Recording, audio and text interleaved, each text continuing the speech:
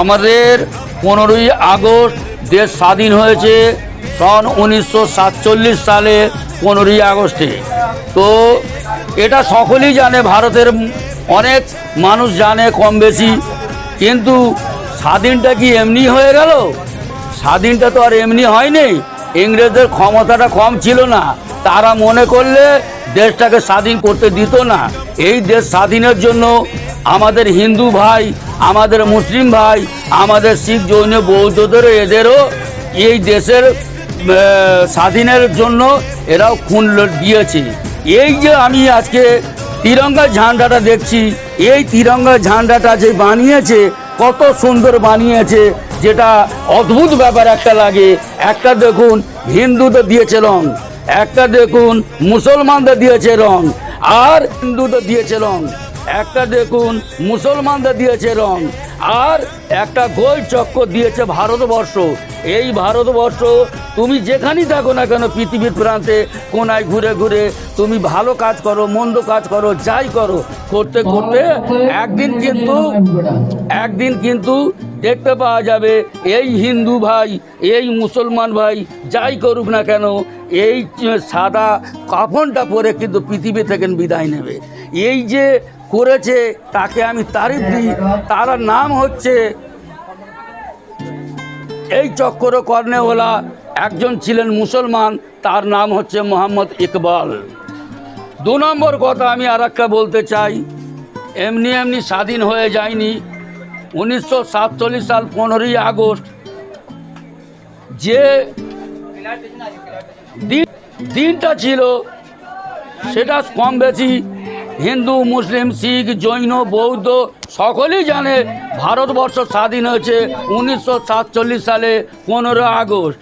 তো 15ই আগস্ট এর আগেও আমি বলেছি ইংরেজদের ক্ষমতা বিশাল ছিল, যে তারা যদি মনে করতো আজকে আমরা হিন্দু, মুসলিম, শিখ, জৈন তাদের দরবারে তাদের কাছে আমরা গোলামতি হয়ে থাকতাম, তাদের বাড়ির হয়তো থালা বাসন আমাদের মাজতে হতো। এর জন্য আমাদের হিন্দু ভাইদেরও অনেক আছে, মুসলমান ভাইদেরও অনেক আছে, এমনি হয়ে যায়নি। সে ছিল পণ্ডিত মহাত্মা গান্ধী আছে, নেতাজি সুভাষচন্দ্র বোস আছে, তারপরে পণ্ডিত জওহরলাল নেহরু আছে, বিভিন্ন রকম আছে। মুসলমানদের কয়েকটা নাম বলছি, একটা হচ্ছে মোহাম্মদ গুলজার আছে, যার নাম এখন ইতিহাসে জোর খুঁজে পাওয়া যাবে না। আর একটা নাম আছে সৈয়দ হায়দার আছে, সুলতান আহমেদ আছে।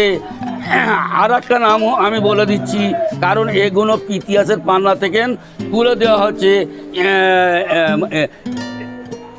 মির্জা ইউনুস আছে, মোহাম্মদ আলী জিন্না আছে, মাওলানা আবু কালাম আজাদ আছে।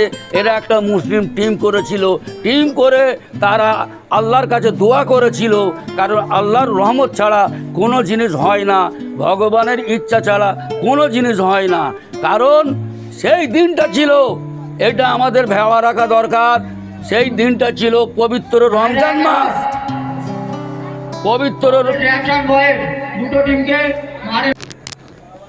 আমাদের ভারতবর্ষে 1947 সাল 15 আগস্টে দেশ স্বাধীনের পিছনে যেমন হিন্দুদের সহযোগিতা আছে, তেমন মুসলমানদের আছে, সমস্ত জাতিদের এতে মোটামুটি অবদান আছে। এই অবদানকে কিন্তু কাটা যাবে না। সুতরাং আমার বলার একটাই মকসদ, আমরা ভারতবাসী, আমরা কোনো জাত বিভাগ করি না, আমরা ভালো একে অপরের সঙ্গে কাঁধে কাঁধ মিলিয়ে আমরা সুন্দর ভারত করতে চাই। কোনো রকম কোনো অপ্রিয়ত ঘটনা না যেন ঘটে, আমরা এতটুকুনি বলতে চাই। এই বলে আমি আমার বক্তব্য শেষ করলাম। পবিত্র রমজান মাস ছিল,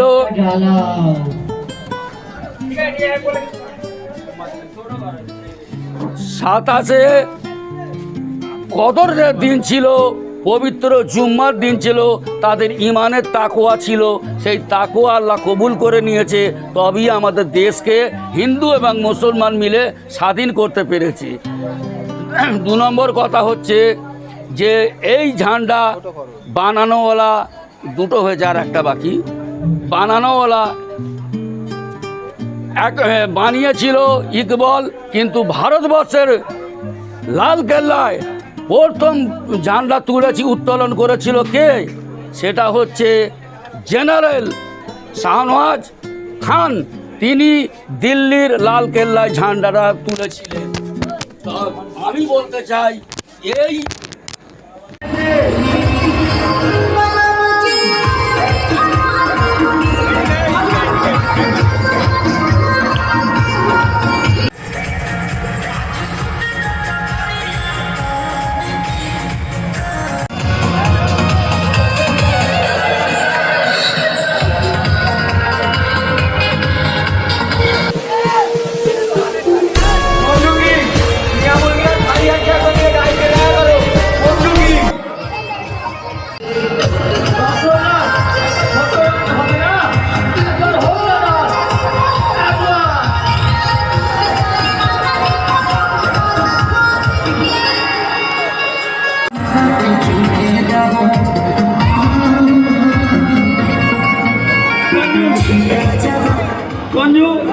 ভাইরাজ এবং নিয়ামুল